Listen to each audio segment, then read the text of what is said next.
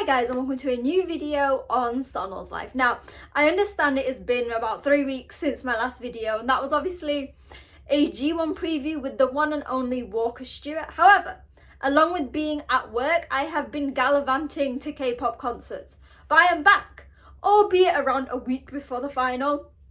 But I'm here with, I normally do a mid-tournament review of the G1, but I thought I'd do something a little different, as you can tell by my title.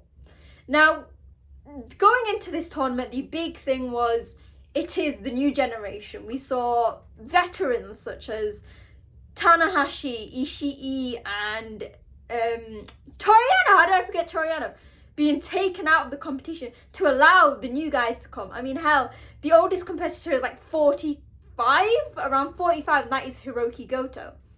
So the theme of this video is the future of New Japan G1 edition, because I could easily look at it afterwards, but I don't think it'll change much to whatever I say in the review. But I just want to focus on the upcoming talent and how they're being booked.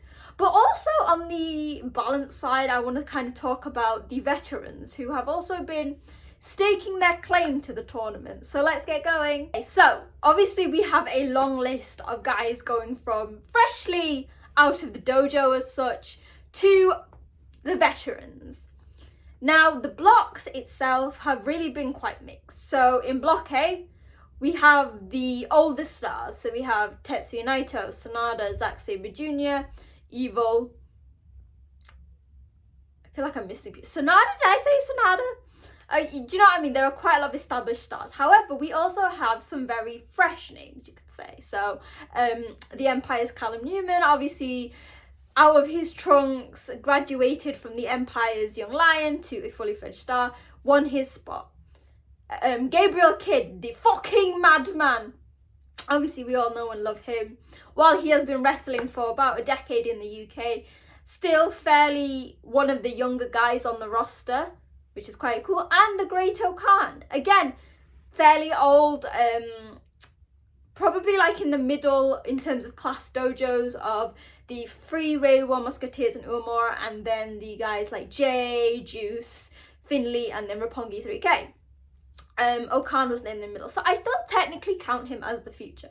Then in block B, we have quite a lot of young names. So we have,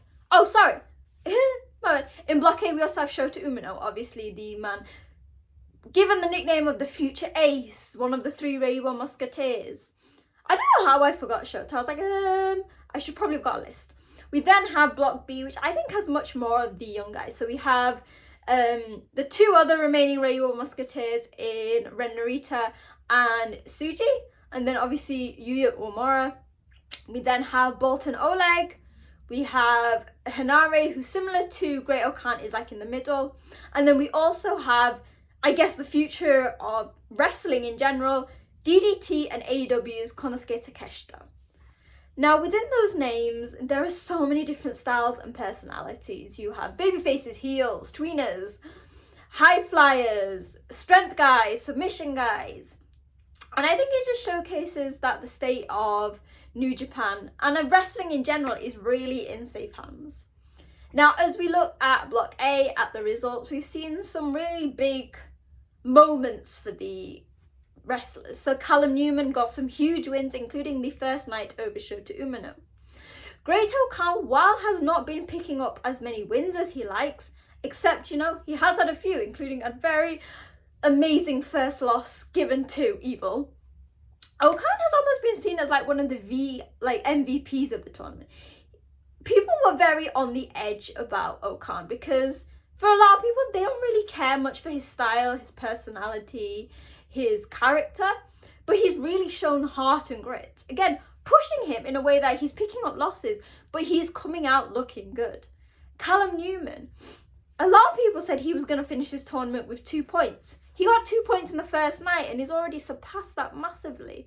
Shota Umino, I think Shota Umino is an odd one because he obviously started off and there was a lot of negativity surrounding him. Guys, don't be negative about Shota. It was obviously, he's just come back from injury. A lot of people talking about his physique. While you might not be a fan of Shota, I personally think The first match showcased perfectly a story of he came back because he wanted to be in this G1. And he has slowly been improving. He has picked up some very good wins over some very big wrestlers. And if you think about it, he's getting experience going at facing each guy. Literally, on the day of recording this, the day before, he had a great match with Tetsuya Naito. He didn't win, but again, it's just adding to that repertoire. In terms of Block B, I think there was a lot more chances for the young stars to pick up big wins. So we saw Uemura, he went on a 6-point winning streak, so he was beating wrestler after wrestler after wrestler. Ren Narita, hate him or love him, has probably been having some of the best matches of his career as he's been in House of Torture. It's not saying much. Bolton Oleg, similarly to Callum Newman, we went in going, and he's going to do well, but he has been picking up big wins and putting on very big matches. And Hanare, similarly with that, he has been getting the support of the crowd. Like, he had a match with Suji today, as the day of recording this, and the chants very much was split between them, and that's saying a lot, because Suji has not only been popular as a young lion, but he is in the most popular faction, Los Ingobernables de Japón. And I guess one of the stars is Konosuke Takeshita. He has really been putting aside that AEW character with Don Callis, and I've been seeing the DDT Takeshita, who I remember when I first started watching the promotion, and I was very naive, and I was found wrestlers to compare them to. So there was Harashima, who I was oh, that is Tanahashi. And then when I saw Takeshita, I thought, he's the Okada. And I am seeing that. I'm not seeing any heel character tendencies going on. He's just showing why he was the ace of DDT, multiple time champion, head of some, in some of the biggest, most popular factions.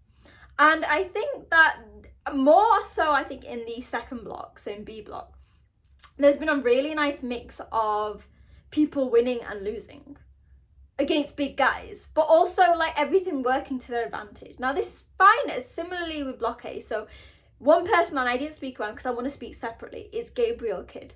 He is a heel. He's meant to be the fucking man. But he, whether in wins or losses, he picked up losses with Naito and Evil and things, he really is capturing the hearts of the net. You literally have the crowd shouting, Gabe, Gabe, Gabe. And I think that while wins and losses are important here, the tournament for the new generation has showcased the support that all these wrestlers have.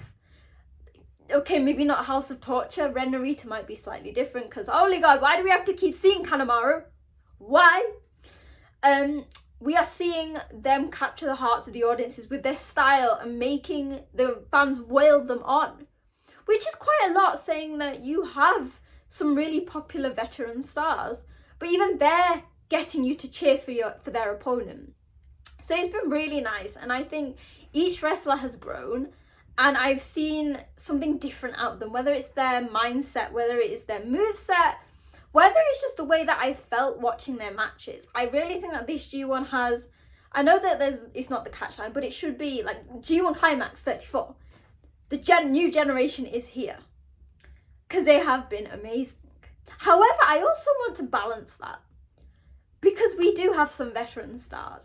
And these guys have been holding it. They've been holding the fort up and allowing this young generation to shine.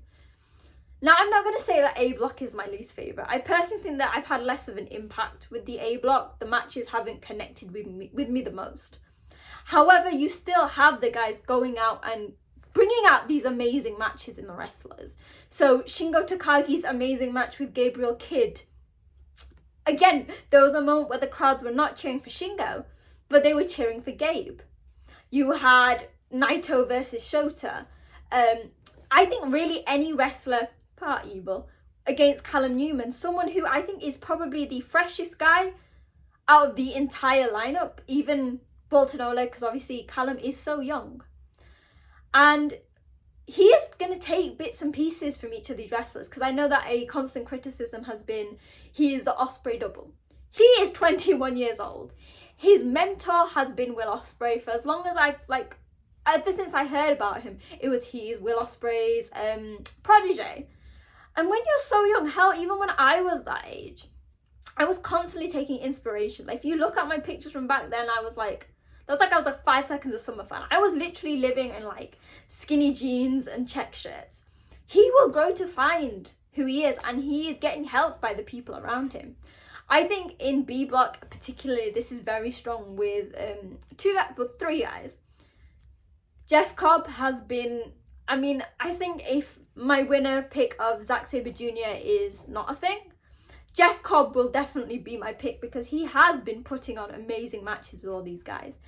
Whether it is members of his own faction like Hanare, whether it is guys like Konosuke Takeshita, he's been allowing them to shine, but also like putting out like, hell, I've been on this roster for years. I first made my debut, I think was it 2018, 2017, 2018. I finally won my first singles championship with the television belt. So, you know what? I'll help your young stars, but remember that I am still one of the stars. ELP has given us that heart-wrenching story, obviously, at AEW. He said that he's got no friends. Hikaleo's left him. He messaged Juice and Jay and they weren't there. And he brought that. We saw him start off with a very big losing streak, and he'd almost lost that passion. He was no longer doing hearts. He was doing hearts like that. And despite having Jado, you can feel for him. But throughout the tournament, he is making the big guys and the guys you put at the top of the table and the top of the companies, he's been putting them over, but also been having the crowd sympathise with him. Now, one guy I wanted to give the biggest mention to is my man Hiroki Goto. Now, going into this, I said he is the oldest competitor here. And he was picking up loss, and I was like, oh my god, this is not going to be good. He is basically just going to be someone to walk over and to make other guys look good. No. He has been pulling out some of the best matches of the tournament. However, my guy has been picking up points, not just any points. Big points, okay? He beat Konosuke Takeshita. I've not finished today's show. So I think he beat David Finlay. He has beaten some of the biggest stars and showcased, similarly to Jeff Cobb, like, yeah, you want to push this younger generation. We might have lost Okada, Jay, Ospreay, Aussie Open. We've lost basically everyone. I might be the oldest competitor, but hell, you better watch out, because I am not just a guy who is there to make the tag division look good with my husband, Yoshihashi, who, by the way, is being very supportive throughout this entire tournament.